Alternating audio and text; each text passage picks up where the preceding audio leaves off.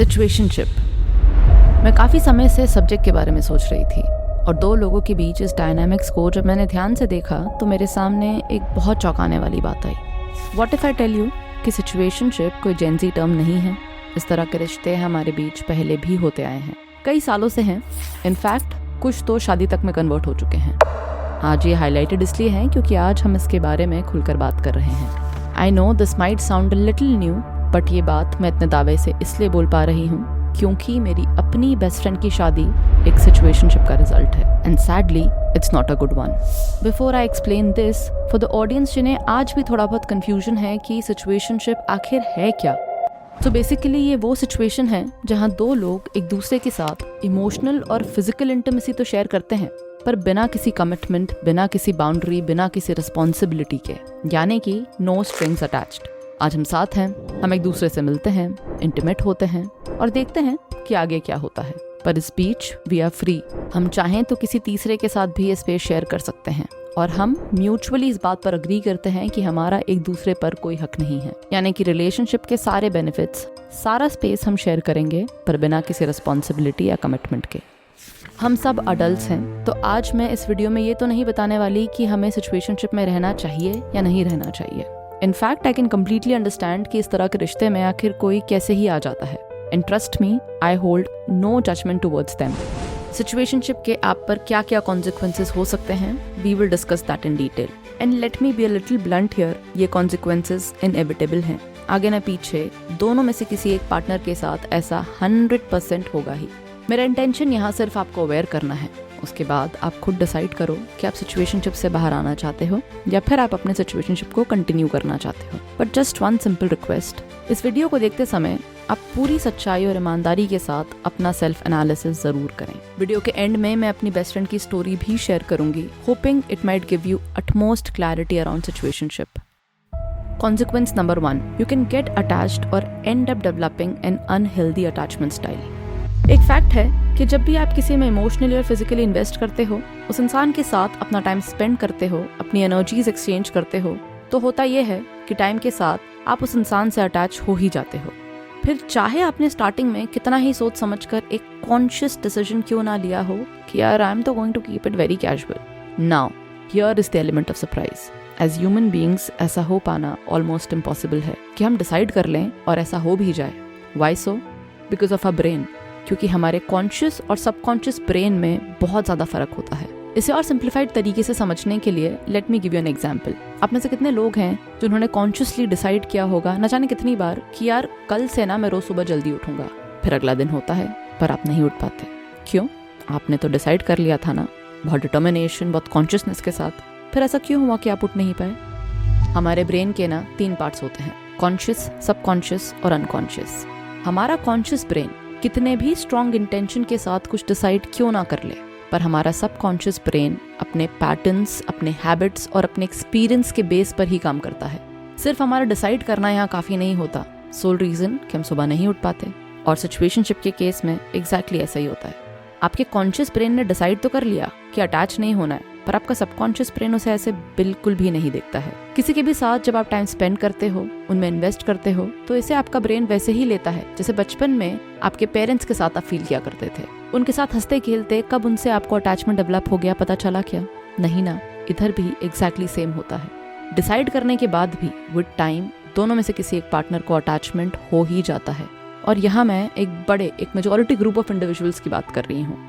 Some of you may think कि नहीं यार, मेरा तो कट ऑफ गेम काफ़ी स्ट्रॉन्ग है, मैं इजीली डिटैच हो जाता हूँ या हो जाती हूँ। I am not saying it's not possible, but ये rarest of the rare possibility है कि बहुत कम केसेस में होता है। एनीवेज, अब ऐसे में सोचो कि आपने एक इंसान के साथ एक सिचुएशनशिप में कुछ महीने, 1 साल या एक लंबा समय बिता दिया जहाँ आपको तो अटैचमेंट हो चुका है। अब आप डरे हुए हो क्योंकि सामने वाले को तो अटैचमेंट नहीं हुआ, तो यहाँ आप क्या करते हो?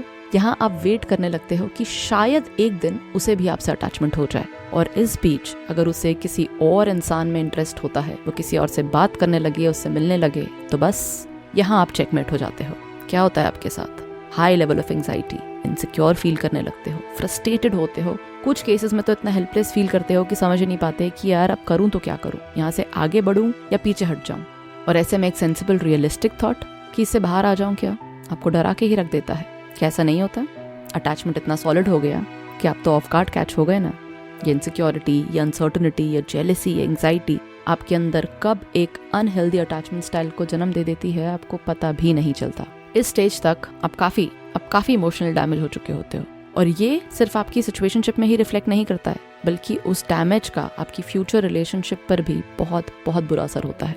पूछो खुद से एक बारी कि ये जो अटैचमेंट स्टाइल डेवलप हो चुका है आपके अंदर, क्या क्या महसूस करते हो आप इसके चलते।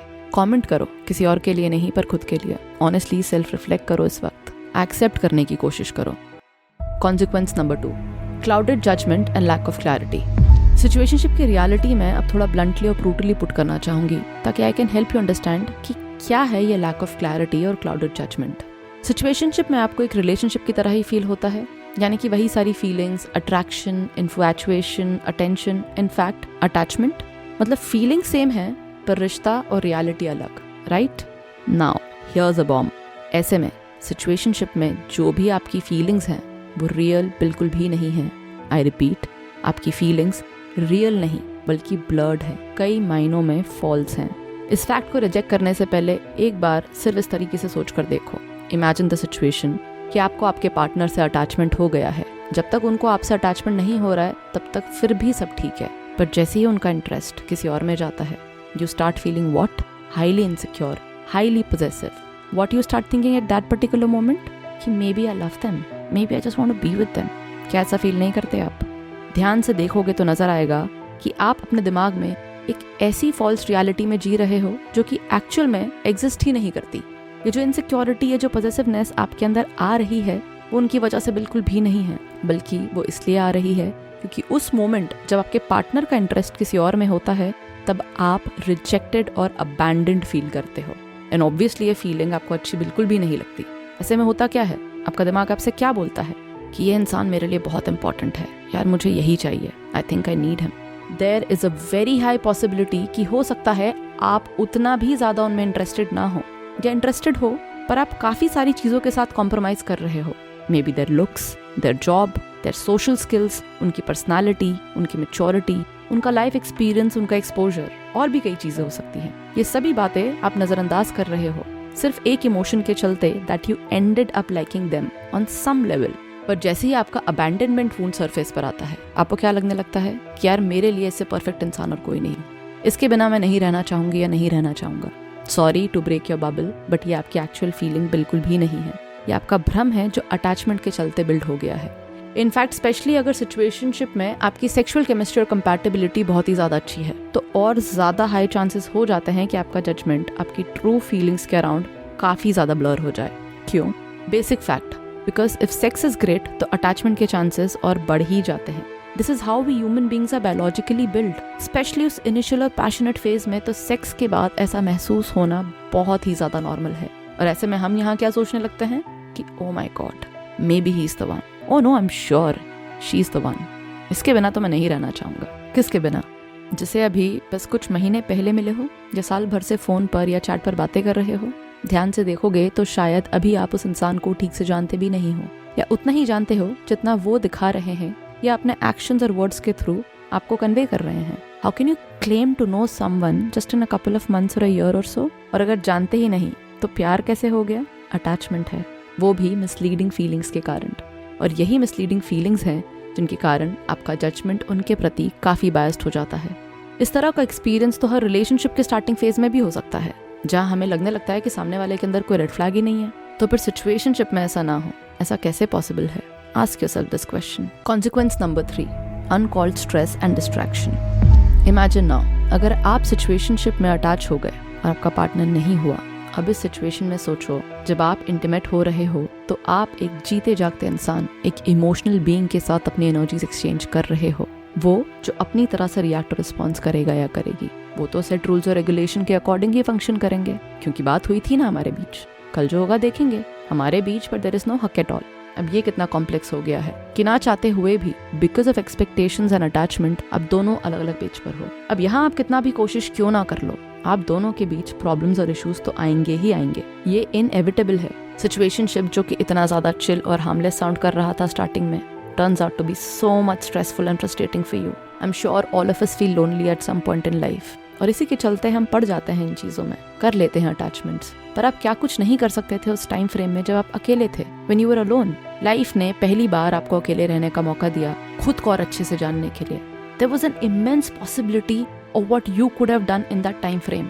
उस वक्त आप खुद पर काम कर सकते थे, सेल्फ वर्क कर सकते थे, अपना बिजनेस, अपना करियर, उस पर फोकस कर सकते थे, अपनी कोई हॉबी को परस्यू कर सकते थे, अपनी फैमिली या फ्रेंड्स के साथ अपना रिलेशनशिप और बेहतर बना सकते थे, या अगर वो ऑलरेडी अच्छे हैं तो उनके साथ अच्छा टाइम स्पेंड कर सकते थे, यार अपनी बेस्ट बॉडी बना सकते थे। पर अब क्या हुआ?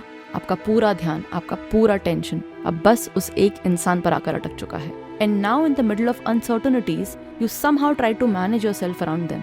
क्यों? क्योंकि चाहिए ना आपको वो। क्या किया आपने? बैठे बिठाए अपनी लाइफ में कितना बड़ा डिस्ट्रैक्शन इन्वाइट कर लिया। बोलने और सुनने में आसान लगता है कि यार जब समझ ही गए हो तो इस झमेले से बाहर आ जाओ ना, पर जो इसमें फंस चुका है वही जानता है कि इससे बाहर आना उसकी लाइफ का कितना बड़ा चैलेंज बन चुका है। So let's be real, ask yourself, क्या आप सच में इस लेवल का डिस्ट्रैक्शन अपनी लाइफ में अफोर्ड कर सकते हो? क्या आपने खुद पर थोड़ा बहुत भी सेल्फ वर्क या हीलिंग किया है? Are you in any form ready for any kind of relationship but situationship? And let me give you a reality check. क्योंकि इस वक्त आपकी जो भी नीड्स इस रिश्ते से फुलफिल हो रही है उसके लिए आप एक बहुत बड़ा सैक्रिफाइस कर रहे हो। इट्स लाइक इंस्टेंट ग्रेटिफिकेशन, जो कि लॉन्ग टर्म में काफी डैमेज पहुंचाने के लिए बहुत केपेबल है। Think about it very very sincerely. Attachment, distraction and stress and अपनी फीलिंग्स के अराउंड कंफ्यूजन, ये सिर्फ 3 चीजें हैं जिसके अराउंड हमने अब तक बात की। और भी 2 से 3 इनसे भी बहुत इंपॉर्टेंट चीजें हैं सिचुएशनशिप के अराउंड, और उनके बारे में भी मैं थोड़ा डिटेल में ही बात करना चाहूंगी, पर इस वीडियो के पार्ट 2 में। Honestly I didn't know before making the video कि इतना लंबा हो जाएगा, बट इट्स गुड इन अ वे। इस तरह हम सिचुएशनशिप के अराउंड सारे इमोशंस और रियलिटी को समझते चलेंगे, अनियन पील की तरह खोलते चलेंगे। मीनवाइल आप इन 3 चीजों के बारे में सिंसियरली सोचो, खुद के साथ बैठो, एक्सेप्ट या रिजेक्ट करने की जल्दी में मत रहना, सिर्फ खुद के साथ थोड़ा सच बोलने की कोशिश करना, उतना भी काफी होगा। बाकी कमेंट्स में बताओ सिचुएशनशिप से रिलेटेड आपके क्या थॉट्स हैं, आपकी क्या फीलिंग्स हैं, या क्या स्ट्रगल्स हैं जो आप फेस कर रहे हैं। जो कुछ भी है खुलकर बताओ। Doesn't matter if you're for और अगेंस्ट सिचुएशनशिप। वीडियो का part 2 it's on its way.